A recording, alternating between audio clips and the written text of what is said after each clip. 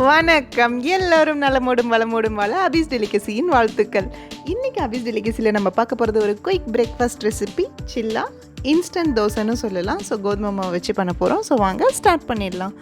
இதுக்கு 1.5 கப் கோதுமை மாவு எடுத்துக்கிட்டேன்.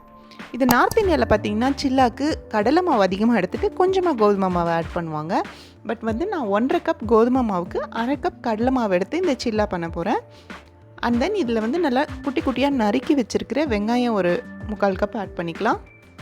நல்லா சின்ன சின்னதாக நறுக்கி வச்சுக்கோங்க. அண்ட் தென் நறுக்கி வச்ச கொத்தமல்லி தழை, அண்ட் தென் பச்சை மிளகா கொஞ்சம் நல்லா சின்ன சின்னதாக நறுக்கிட்டு ஆட் பண்ணிக்கலாம். உங்களுக்கு வேணான்னா ஸ்கிப் பண்ணிக்கலாம், பசங்க சாப்பிடும் போது இதாகும்னா. கொஞ்சம் பெருங்காயத்தூள் அண்ட் மிளகாய்த்தூள், அதுக்கப்புறம் மஞ்சள் தூள், தென் பார்த்திங்கன்னா இதில் ஜீரகம் கொஞ்சம் ஆட் பண்ணிக்க போகிறேன். இது ரொம்ப நல்லாயிருக்கும். அண்ட் தென் உப்பு, இதெல்லாம் ஆட் பண்ணிக்கிட்டு இவ்வளோ தான், இந்த ஐட்டம்ஸ் மட்டும்தான் ஆட் பண்ணியிருக்கேன். இதில் உங்களுக்கு வெஜிடபிள்ஸ் வேணும்னாலும் ஆட் பண்ணிக்கலாம். இதெல்லாம் ஆட் பண்ணிக்கிட்டு கொஞ்சம் கொஞ்சமாக தண்ணி ஆட் பண்ணிவிட்டு இதை நல்லா ஒரு தோசை பேட்டர் அளவுக்கு மிக்ஸ் பண்ணிக்கலாம்.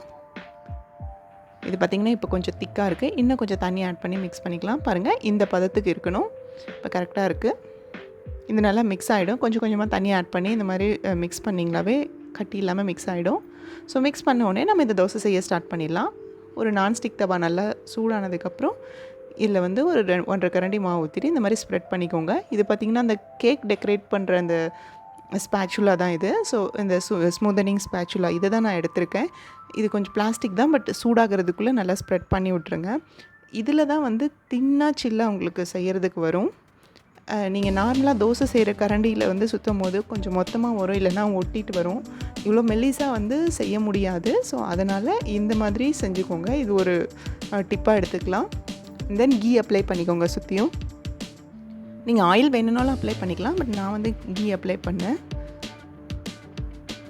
இது ரொம்ப நல்லா மெல்லிஸாக வந்திருக்கு. ரொம்ப சூப்பர் டேஸ்ட்டாக இருக்கும் இந்த சில்லா. 2 சைடும் ஆயில் இல்லைனா கீ எதுனாலும் அப்ளை பண்ணிக்கலாம். இது நீங்கள் டயபெட்டிக் இருக்கிறவங்களும் சாப்பிட்லாம். அண்ட் தென் இது டயட் ரெசிபி, டயட் ஃபாலோ பண்ணுறவங்க இதை எடுத்துக்கலாம். ஒரு பிரேக்ஃபாஸ்ட்டோ இல்லை டின்னருக்காகவோ ரொம்ப நல்லாயிருக்கும். பாருங்கள், நம்ம சூப்பரான சில்லா ரெடி ஆகிடுச்சு.